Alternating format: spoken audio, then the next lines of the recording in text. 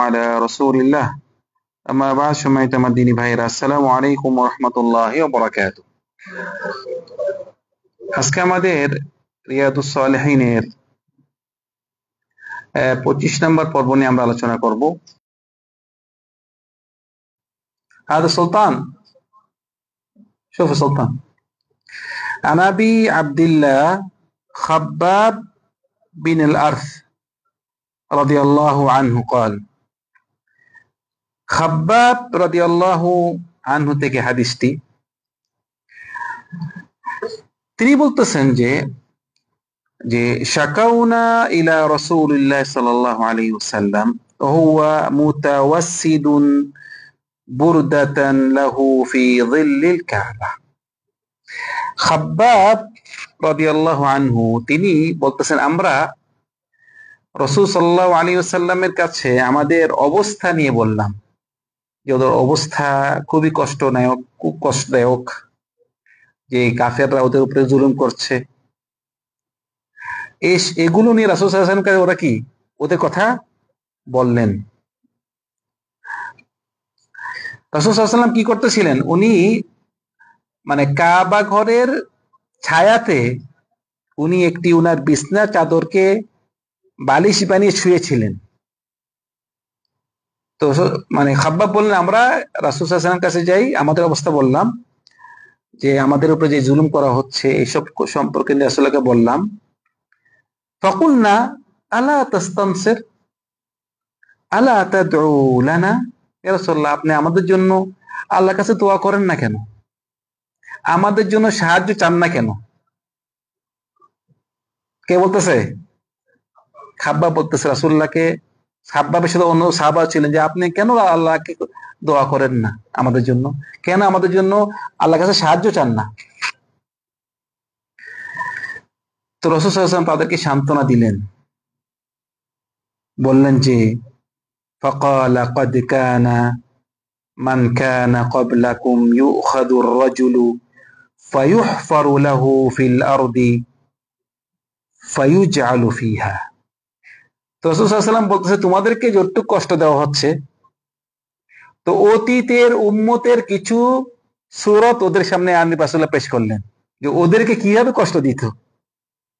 বলতেছে যে আগে যেসব উম্মত ছিল ওদেরকে যারা নাকি ঈমান এনেছে, আল্লাহর উপর ঈমান এনেছে, এই কারণে ওদেরকে কি করত, বলতেছে একটি গর্ত করা হতো, গর্ত করে যারা নাকি ঈমান এনেছে তাদেরকে গর্তের মধ্যে রাখা হতো।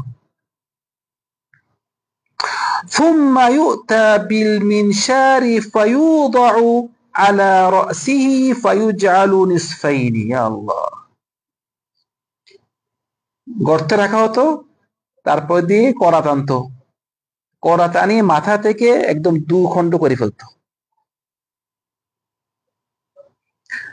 আবার কাউকে কি করতো, ওয়ায়ুমশাতু বিআমশাতিল হাদিদি মা দুনা লাহমিহি ওয়া আযমিহি মা ইয়াসুদ্দুহু যালিকা আন দীনিহি।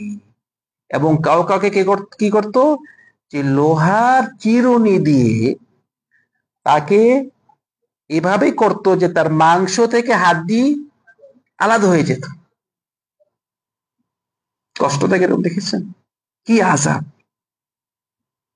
কাউকে পুরো অর্ধেক করে ফেলতো, আর কাউকে লোহার চিরুনি দিয়ে তাকে আশ্রিয়ে তার মাংস হাড্ডি থেকে আলাদা করে ফেলতো, এইভাবে করে মারতো। বলছে মা ইয়াসুদ্দুহু যালিকা আন দীনি, এত কষ্টর পরেও তারা তাদের দিন ছাড়েনি। আরে ভাই, আমরা কি নিয়ামতে আছি! আমরা তো আমাদের ইসলাম পেয়েছি কি মানে রসগোল্লা আর কি, মানে আমাদের যত চিন্তা দুনিয়া নিয়ে, আরজাক নিয়ে, কিন্তু আমাদের ইসলাম নিয়ে আলহামদুলিল্লাহ মানে আমরা কোনো সমস্যা হয়েছে যে আপনি মুসলিম সেজন্য আপনি শাস্তি দেওয়া হচ্ছে? কত বড় শাস্তি! তো রাসূল সাল্লাল্লাহু আলাইহি ওয়াসাল্লাম তাদেরকে সান্ত্বনা দিয়ে এসে বলে, তোমরা যত কষ্ট পাচ্ছ আরো কষ্ট বেশি পেয়েছে অতীতে।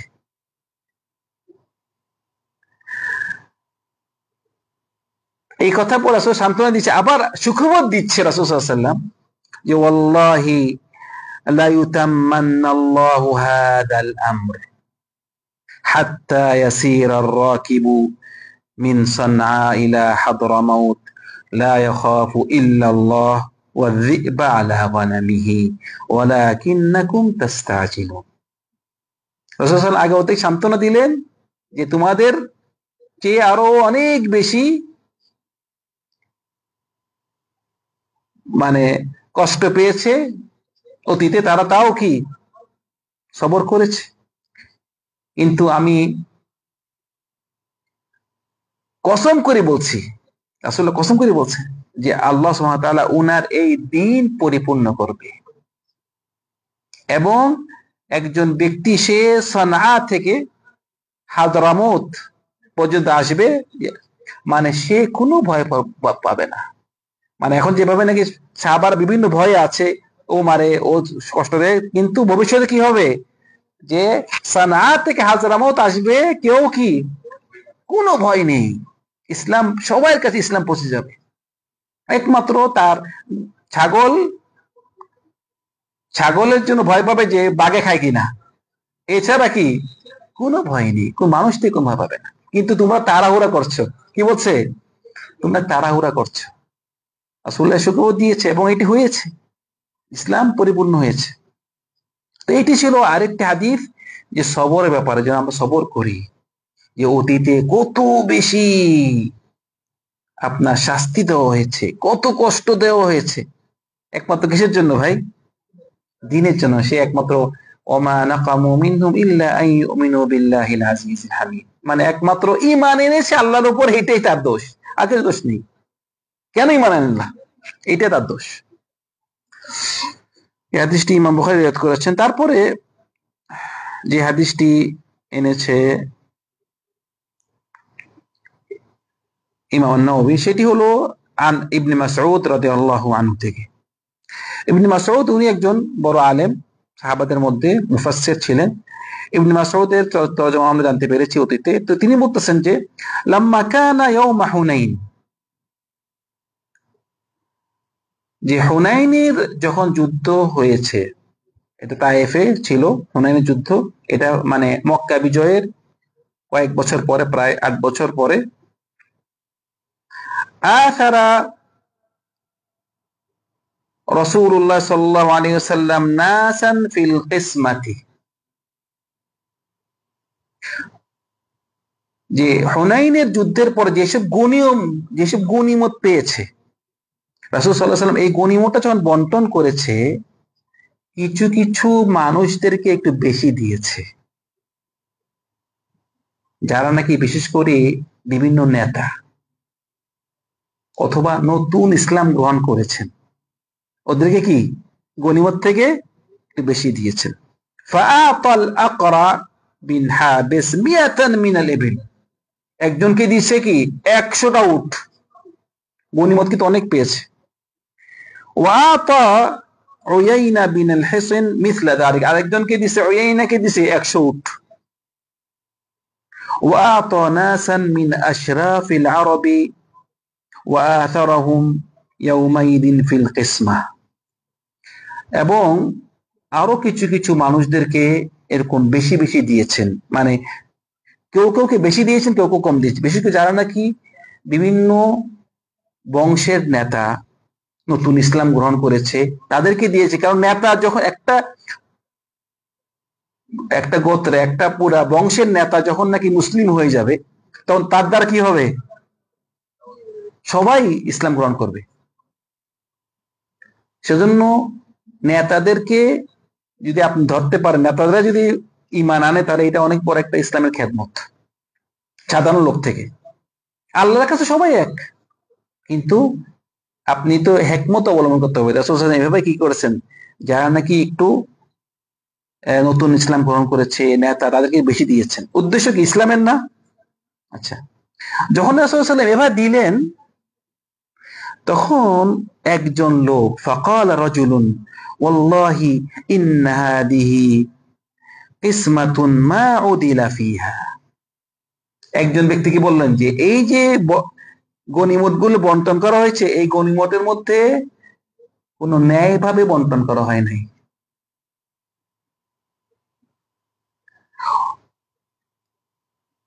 ওমা উরিদা ফিহা ওয়াজহুল্লাহ, মানে এই বন্টনের মধ্যে মানে আল্লাহর রাজি দেখা হয়নি।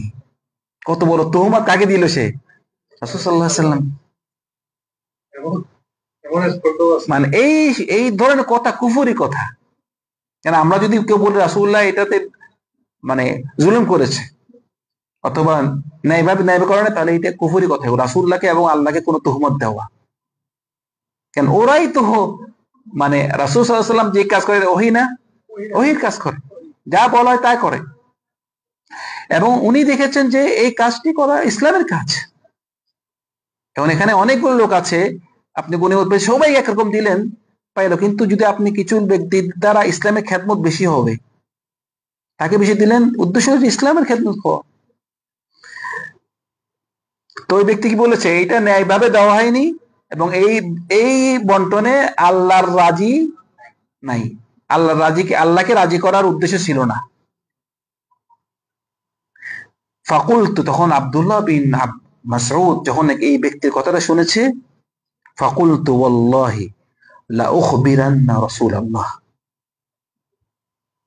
তুমি যে এই কথা বললে আমি কি বলবো? রাসূলুল্লাহকে জানাবো তোমার এই কথা, এত জঘন্য বড়, এত জঘন্য কথা একটি। ফাআতাইতুহু ফাআখবারতুহু বিমা ক্বাল, এবং রাসূল সাল্লাল্লাহু আলাইহি ওয়াসাল্লাম আমি আসলাম এবং বললাম যে ওই ব্যক্তি এই কথা বলেছে।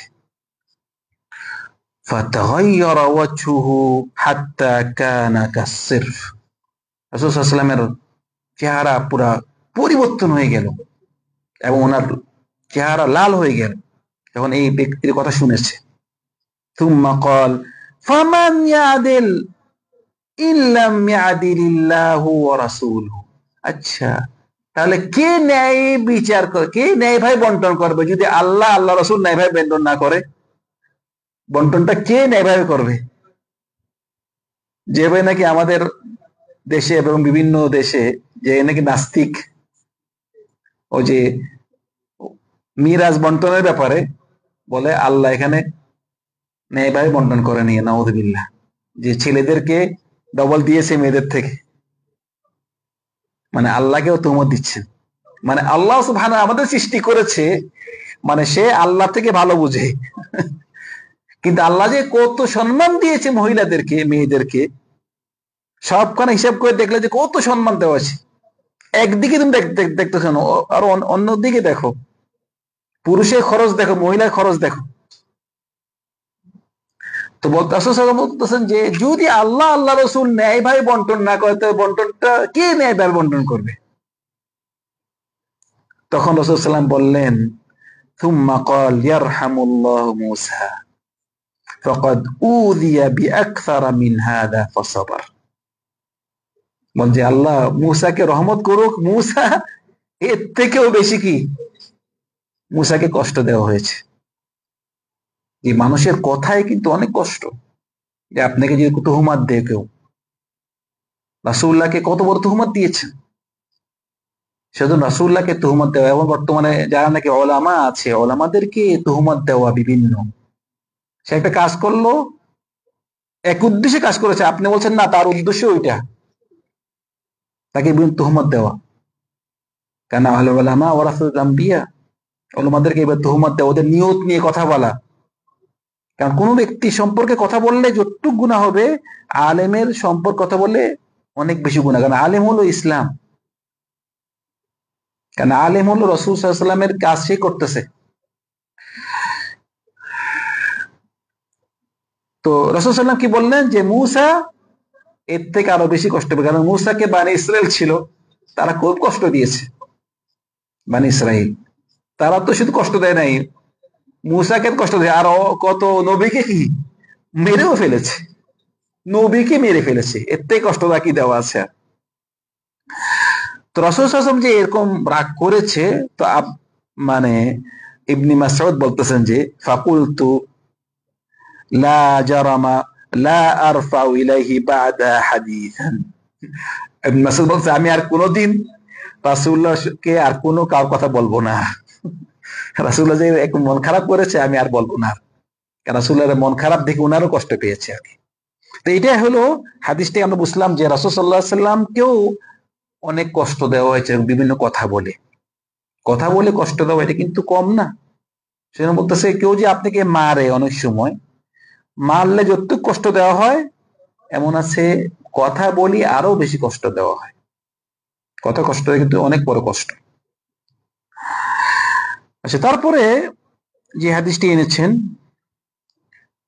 হাদিসটি আনাস রাদিয়াল্লাহু আনহু থেকে, তিনি বলতেছেন যে আনাসের তরজমা জানতে পেরেছে উর্দুতে, যে قال রাসূলুল্লাহ সাল্লাল্লাহু আলাইহি ওয়াসাল্লাম ইযা আতাল্লাহু ইযা আরাদা আল্লাহু বিআবদিহি খায়রান আজ্জালা লাহুল উকুবাতা ফিদ দুনিয়া।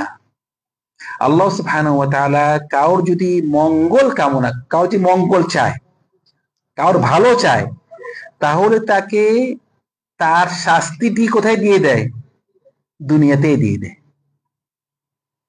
কেউ কোনো যদি পাপ করে থাকে তাহলে ওই পাপের শাস্তিটি তাকে কি দিয়ে দেয়?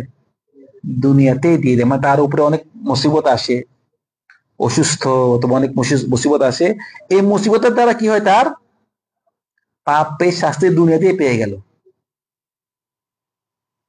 আবার সেজন্য আমরা এই দোয়াও করবো না যে আল্লাহ তুমি আমাকে আখিরাত শাস্তি না দিয়ে দুনিয়াতে দিয়ে দাও, বা এটা দোয়া করেন না আপনারা। আবার এক ব্যক্তি এভাবে দোয়া করেছিল, সে বলেছে যে আমাকে আল্লাহ তুমি আমাকে আখিরাতে শাস্তি না দিয়ে দুনিয়াতে শাস্তি দিয়ে দাও।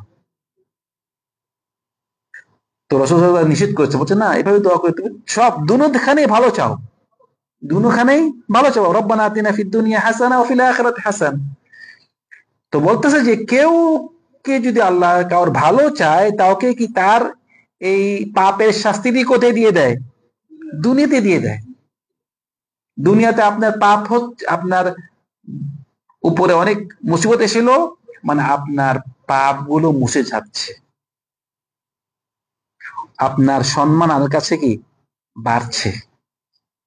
এর অর্থ নয় যে আবার আপনি কারোর মুসিবত দেখলেন তাই বললেন যে সে পাপী, গুনাহ করছে, ভালো হয়েছে, গুনার শাস্তি।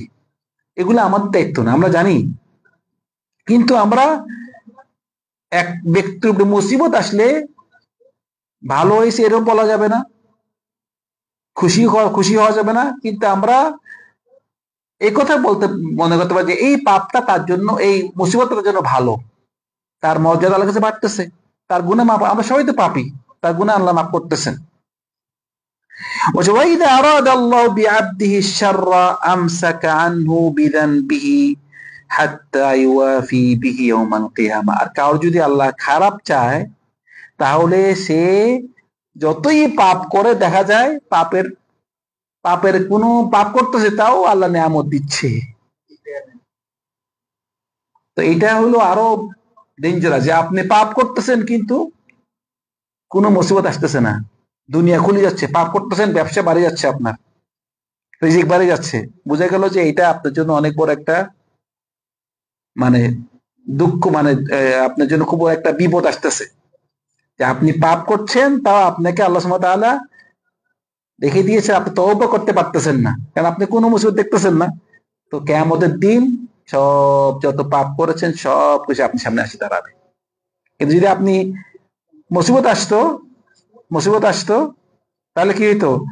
তখন আপনার এই পাপগুলো মুছে যেত, তো আল্লাহর কাছে যেতেন আপনি কোনো পাপ নেই। এ ছিল আমাদের 26 নম্বর। আল্লাহ সুবহানাহু ওয়া তাআলা আমাদেরকে বেশি সবর করতে তৌফিক দান করুন। সাল্লাল্লাহু আলা সাইয়্যিদিনা মুহাম্মদ।